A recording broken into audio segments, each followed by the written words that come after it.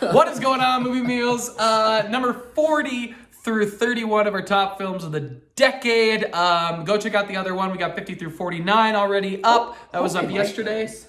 What? I hope they like that last video. Me too, because it's baller and I lose my mind. It's a heck of a list. Again, we review this by we made our own list where we went through all the movies that came out over the decade. We shortened that down to around 200 movies, and those 200-something movies competed for the top 50. All the top 50s are great films. We love them. Some that missed are great films. But anyway, let's get into it. Kyle, it's your turn to go first. What is your 40? Number 40. The Raid.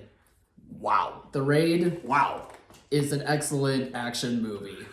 And something tells me it's lower on his or higher on his list. Wow, that's wow. All right. Yeah, I have it ranked here because I was late to the game on it. I didn't have as much time to be able to watch this, but it really was such a great movie, such a great action movie. Every single action sequence, every single choreography about this was incredible. Plus, the story was really interesting, and I loved the scenario that they portrayed in this movie. I loved what they did. I'll stop here. At 40. Cutting them off. My number 40 is The Raid. I'm kidding. My number 40 is Midsommar, the next 2019 entry. Is it because I saw it recently? Maybe. Is it because it felt like somebody would come kill me if I didn't put it on? Maybe. But it's a great directed film, great acted film. Just an incredible, interesting story that I really, really enjoyed this summer. It's one of my top of 2019, and it makes top 50 here. Who's going to kill you? I don't know the people in the movie. Your turn. 39. I'm curious to see what Alex will think about this. La La Land. I was just gonna guess La La Land. Really? Oh, shit. Yes! Didn't La La Land rank under Moonlight for you during our top 10? Truth be told, I don't remember. We have to go back, go check the edits. La La Land, spoiler alert, was my number one movie of the year it came out. Didn't even make the top 50. I have come down on La La Land over the past few years, but Kyle, let's say your piece. I guess I apparently have gone up on La La Land. I really enjoyed this film. I think it's really delightful. I think it's one of the best musicals that we've had in recent years. But it still is emotional. It still portrays Hollywood, and I think in the correct sense, while at the same time portraying love versus your career in the right sense. And it just hit the right buttons, and it stays with me.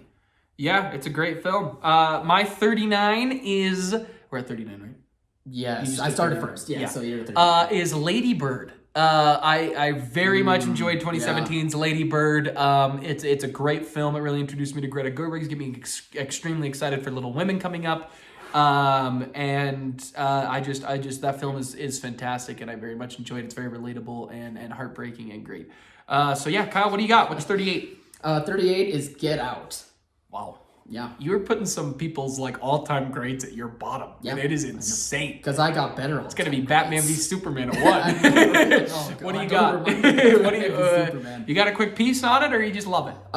Get Out, of course I love it, but I think it's a really smart horror movie. I think it's a movie in general that we really needed at this time in the world. And I think it really was a good entry for Jordan Peele, but also just a great entry to change up the horror genre as we know it.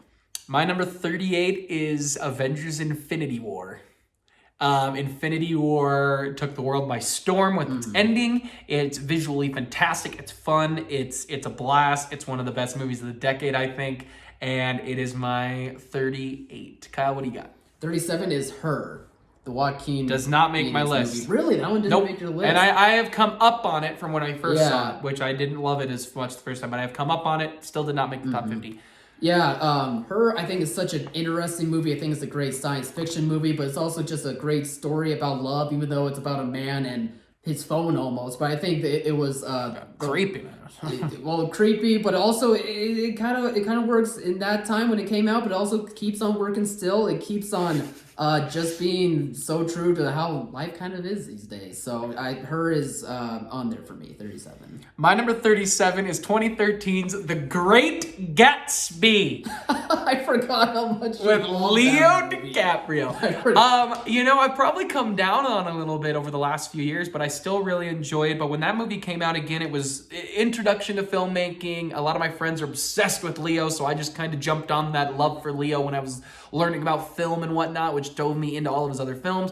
But that movie it was a big part of the 2013 era for me, and I felt it was a disservice not to put it on the list. I will put goofy movies on the list if it's right. And in this case, it's right. So Kyle, what do you got next at 36? 36 is Perks of Being a Wallflower. Doesn't make my list. I understand. I don't think it's going to great film. It is a great film. One of those that I understand if it's not going to make people's list. But I think when it comes to these coming-of-age movies, it's another one that works really well. It's probably one of the better ones of this decade that works for me emotionally. I think it does a great job of it being as realistic as possible, of how people are just so different in nature, but if you can find the right people that you can associate yourself with, like, it'll make your life so much better. So 36 for me is Perks of Being a Wallflower. Yeah, Perks of Being a Wallflower created an entire fake story that Kyle still says is real to this day. Anyway, number 36 is 2014's Captain America: The Winter Soldier. Is 34 on the list. Why, is yours 33? No.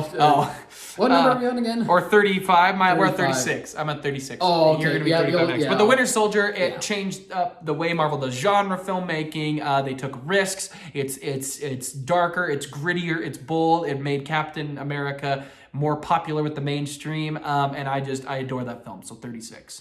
35 is Captain America: Civil War.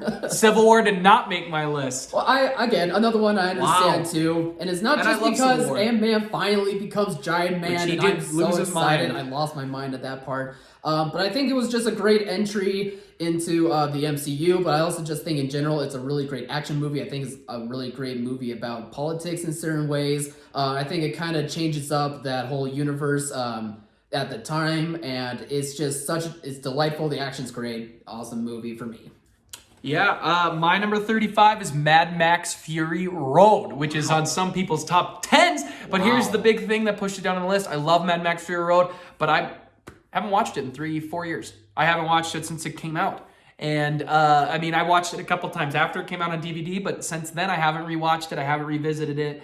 And I do love the film. I think it's a masterpiece of a film. I think it's incredible. We've gotten into many a debate with some other friends about it. I was going to say, don't you remember the debates? And you were on my side. Yeah. And it's a great film, but I think it made the top 40, and it's a great film. So I love it. It's a good movie. 34 is How to Train Your Dragon 2, which I argue they all three competed for me. All three of them competed to get on the list, and none of the three made my list.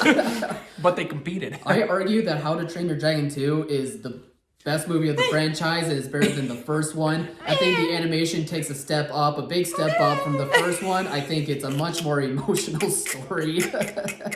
I think it does a great job at aging these characters well to where it makes sense. Yeah, the villain's weak, but I don't care about the villain. I care about the emotional arcs. Dragons! I care about dragons. I care about the emotional arcs of our main characters and the family dynamics. And it still impacted me watching the theater. My number 34 is Creed. The first Creed makes the list. It's got it's incredibly scored, incredibly well acted, incredibly directed. Ryan Coogler has put a staple, like we said in the last video, as one of the best directors in the last decade. He has dominated, and I adore Creed. It's one of the best. So 34. What do you got for 33? I wish Creed made my list. Anyway, 33. Wow. Yep. Wow. Did not make Batman v Superman's at the top. It's at the top. What do you 33 is Logan, another comic book movie. Wow. I thought Logan would have been much higher for you. That's the biggest shock so far. Absolutely. Right. I thought Logan would have been one of your... Wow. It did move around in quite a few spots. I tried to find the right spot, but no matter where I put it, at the end of the day, I still remember it. Not just for the arc of Hugh Jackman's Wolverine, but I just think it's a great Western. I think it's a great story between almost an adopted father-daughter type of relationship. I think it discusses about ageism really well. And I think it's really clever. I think it's a really great dark story that I enjoyed the heck out of. My number 33 is my penultimate 2019 film, which is Peanut Butter Falcon. Again, 2019 had to compete a little bit here, and they had some heavy hitters. It's been a great year. Peanut Butter Falcon, I was smiling through that entire movie. It's magical, it's charming, it's great. It is heartbreaking at times, but I adored that movie, and I put it at number 33. We'll see if I look back at this list in a few years and knock some of these 2019 films off, because I still have one left. But we'll get there. And yeah. So anyway, Kyle, what's your 32? The Wolf of Wall Street. Wow, I don't think Wolf of Wall Street made my list. Oh, really? But that's going to be a little shocking because it's baller. It's such a great movie. Definitely competed. One of Leonardo's best performances, in my opinion. One of Martin Scorsese's better movies as well. I think it just does a great job of being entertaining, while also kind of teaching you about the behind-the-scenes stuff behind that, how dirty and corrupt all that world is. Plus, it also introduced us to Margot Robbie, which is a really great bonus. All right, calm down. Yeah, it did not make my list, which is interesting because I missed it when it was competing because, man, that's a great film. It is. Anyway, so my 32 is 8th Grade, 2018's 8th Grade. I love this movie. It was snubbed for every Oscar it was snubbed for. They did my girls dirty in 2018. I Don't Forget You About You. It's magical, it's relatable, it's Bo Burnham, it's fantastic. It's Bo Burnham. Is this the last one? 31? 31, Yep, what do you got? I got Argo.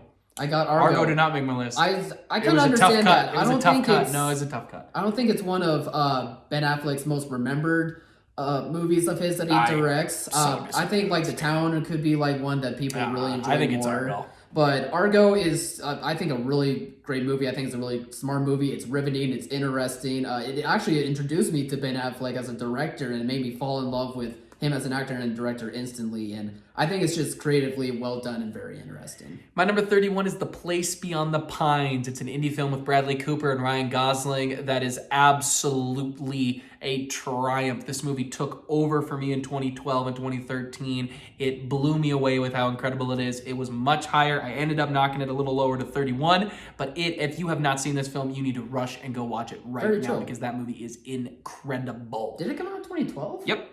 Oh, all right. I thought it was sooner or earlier than that. Okay, never mind. I got it right there, 2012. Oh, all right. All right, guys, that's the end of this video. Tomorrow we will have another one, so go check that out. Go check out our 50 through 49 if for some reason you haven't. Check everything else we got out, and remember to like, subscribe, share. And as always, thanks for watching, Mom. See you guys.